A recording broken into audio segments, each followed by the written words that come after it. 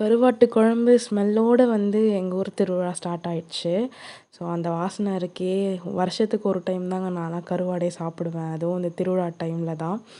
அப்புறம் கீரை பொரியல், அப்புறம் கூழு இதெல்லாம் வந்து அன்னைக்கு ஃபுல்லா சாப்பிட்டு ஒரு மாரி இருந்தது வயிறு. அதுக்கப்புறம் கோயிலுக்குலாம் வந்து போயிட்டு வந்தாச்சு. இது வந்து பார்த்திங்கன்னா, சாரி வேர் பண்ணியிருந்தேன். அதாவது டே 1. அப்புறம் வந்து இது வந்து பார்த்திங்கன்னா, டே 2.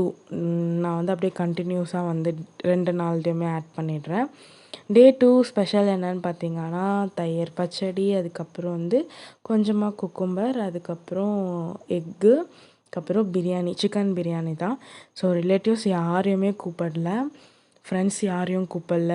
வீட்டு வரைக்கும் வந்து கொஞ்சமாக செஞ்சு சாப்பிட்டோம். ஏன்னா இந்த வருஷம் நாங்கள் திருவிழா செய்யல. இப்போ வந்து இங்கே மென்ஷன் பண்ணிக்கிறேன். நாங்கள் இந்த வருடம் திருவிழா செய்யவில்லை. அடுத்த வருடம் வந்து செய்வோம்னு நினைக்கிறேன், தெரியல. இது வந்து பார்த்திங்கன்னா, டே 2 நைட்டு வந்து இந்த கரகம்லாம் வரும் இல்லையா? சரி அதுக்காக வந்து இது கொஞ்சம் நல்லாயிருக்கும்னு சொல்லி போட்டு வந்தேன்.